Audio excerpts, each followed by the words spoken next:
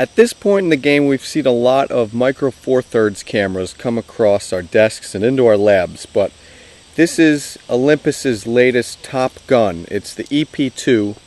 This represents the best that they can offer for micro four thirds. The other brand is Panasonic, and they have the Panasonic Lumix DMC G2, which is priced $300 less and offers more.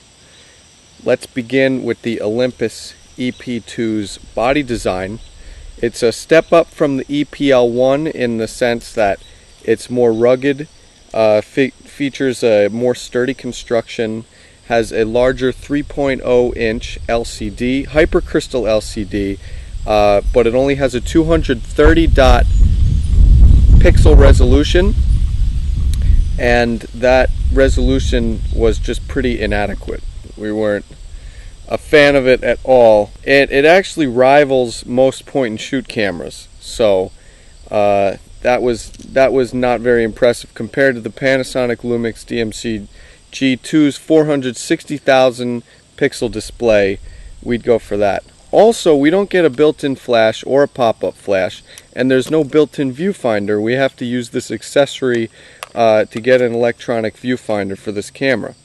Now, the Panasonic Lumix DMC G2 has a built-in viewfinder, and it has a built-in flash, pop-up flash. So those are two more strikes against the EP2. Now, playing around with this camera, the interface, we've got a control barrel and a control dial.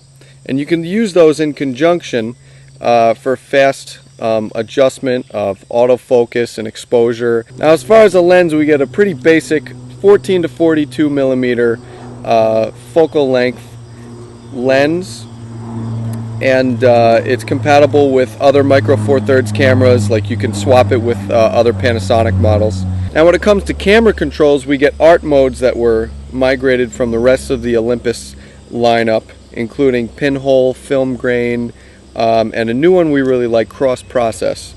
There's also Olympus's Intelligent Auto and a slew of manual controls, including a shutter speed that goes from 60 seconds up to 1/4000th, ISO that goes up to 6400, 8 different white balance presets, and we also get Olympus's image enhancements, vivid, natural, intelligent enhancement, things like that. Now, when it comes down to image quality, the Olympus EP2 matches the EPL1 we tested a few months ago.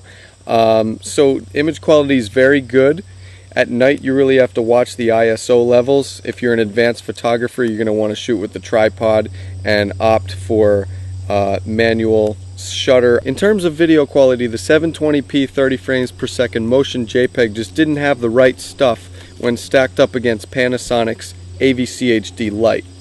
We'd rather see H.264.mov format video in the Olympus EP2, which brings us to our final conclusion.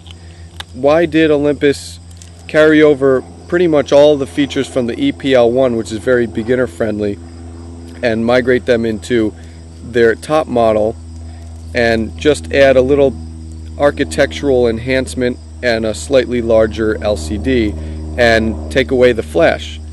We're not exactly certain, but we know the price range of this camera, $1,100, is a little high, especially when compared to the Panasonic Lumix DMC G2, which retails at $800, comes with a kit lens.